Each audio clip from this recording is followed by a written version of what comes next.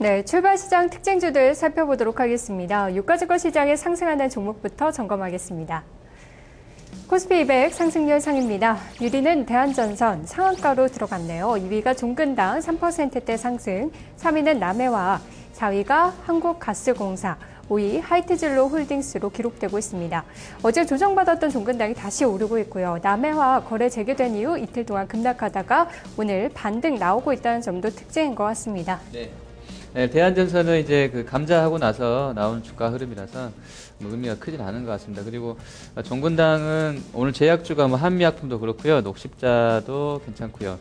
전체적으로 이제 오바마의 그 국민건강보험 2014년까지 모두 다 이제 가입하게 하는 그런 그 관련해서 오바마 케어 수혜주로 이제 분류가 되는 쪽들이 뭐 코스닥에도 있다 보겠습니다만 셀트리온도 괜찮은데요. 네. 뭐 제약주들이 전반적으로 아마 그런 기대감이 반영되고 있는 것 같습니다. 그리고 테바 관련해서는 이제 한동약품 관련해서 뭐 조금씩 한 번은 그 업체 관련해서 그 정부에서 너무 그 과장된 게 아닌가 뭐 이런 시각도 나오고 있긴 한데요. 그쪽 재료는 조금 소멸된 것 같긴 하고요.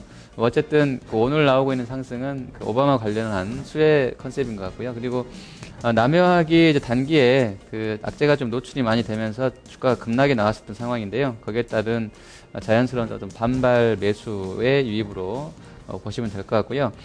가스공사는 일단 그 목표 주가를 계속 증권가에 상향을 하고 있고요. 앞서도 저도 이제 한 88,000원이 사상 최고치 수준이라고 말씀드렸었는데 주가가 이제 거기까지 한번 갔다 올 것인지 그런 기대감을 좀 갖고 상승세가 이어지는 것 같습니다.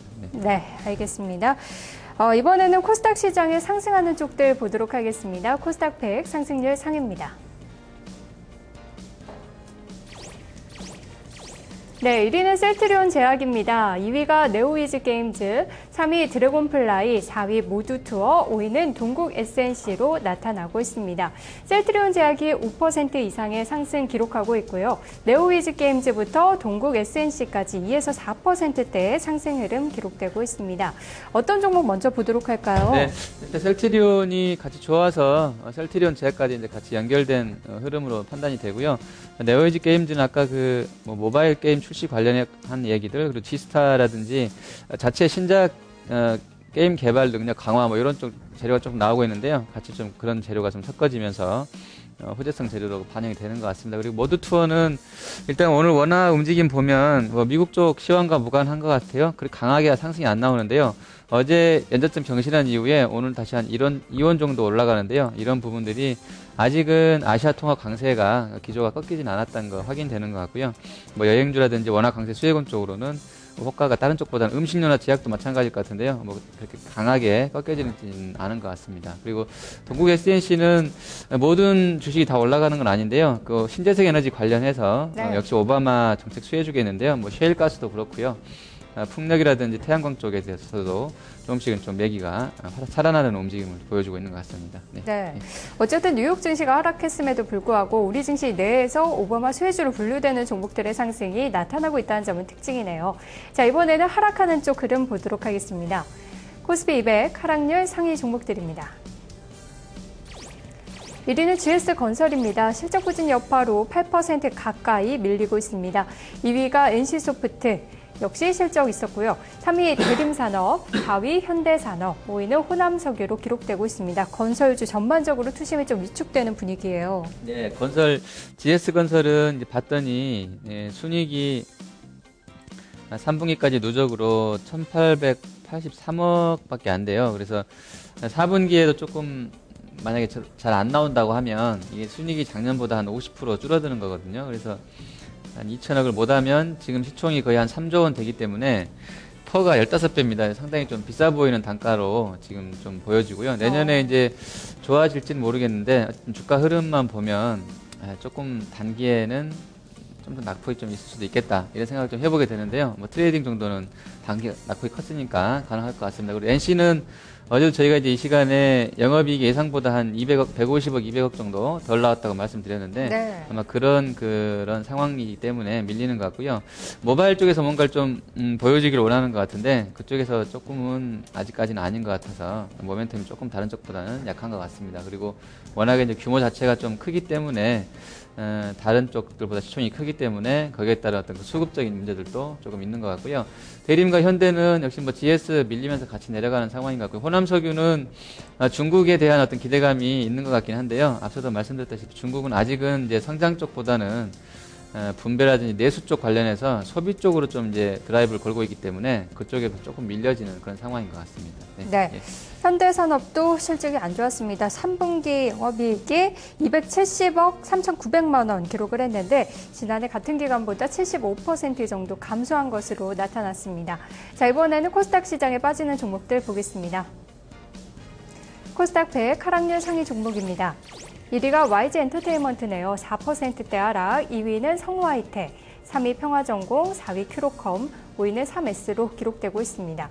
자동차 부품 쪽도 눈에 띄고 있고요. 어떻게 보세요? 일단 그 YG엔트는 어제까지 보면 주가가 단기간에 한 7만 원 중반인가부터 상당히 좀 많이 올랐습니다. 다른 네. 쪽보다는 괜찮았던 것 같고요. 그래서 거기에 따른 좀 반락으로 보시면 될 것 같습니다. 그리고 자동차 부품주는 워낙에 이제 완성차가 힘든 상황이고 달러가 계속 강세를 보여도 원화도 같이 강세 쪽으로 가서 기울고 있는 상황이기 때문에 원화는 환율이 크게 움직이지가 않아지는데 오늘도 뭐 이런 정도밖에 안 움직이는데요.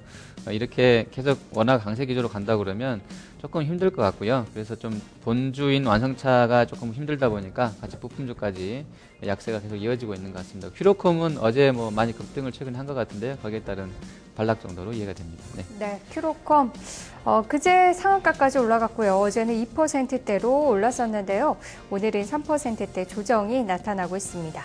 자, 이번에는 거래가 많이 실리는 쪽들 점검해 보도록 하겠습니다. 유가증권 시장의 거래량 상위주입니다.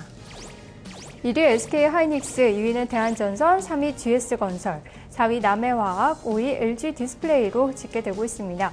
그래도 LG디스플레이는 오늘 소폭이지만 상승 흐름 이어가네요.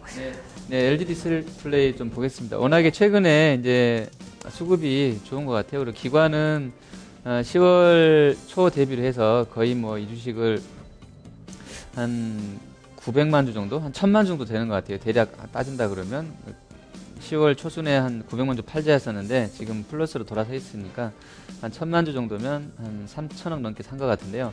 기관의 강한 수급 때문에 아마 좀 좋은 상황인 것 같고요. 네. 실적도 괜찮았었고요. 예상처럼 나왔었고 그리고 계속해서 이제 애플은 조금 꺾여지는 상황인 것 같은데 여전히 거기 안에서의 어떤 그 한 디스플레이 공급자로서의 한 70% 정도 점유 뭐 이런 것들이 긍정적인 것 같고요. 그리고 삼성에서도 이번에 나오는 그 일부 그 패드 관련해서 기판을 IPS 쪽으로 해서 바꿀 거라고 그러는데 제가 봐도 화면의 어떤 그 해상도 이런 면에서는 그러니까 커버 보호막 씌우기 전에 봤을 때요. LG IPS가 훨씬 좋았던 것 같거든요. 그래서 아마 삼성 쪽에서도 그런 쪽 가는 거 보니까 좀 인정을 한 것 같아요. 그쪽 깨끗하고 좀 그렇다는 부분들을. 그래서 이런 기대감들은 계속 디스플레이 내에서 좀 반영이 되는 것 같고요. 전망 관련해서도 삼성도 그랬었고 LG도 그랬고 4분기에 디스플레이의 산업 전망을 좀 낙관했었기 때문에 아마 이런 기대감들이 계속 좀 반영될 것으로 판단이 됩니다. 네, 말씀해 주신 것처럼 LG 디스플레이는 정말 기관의 꾸준한 매수가 있던 종목인데요.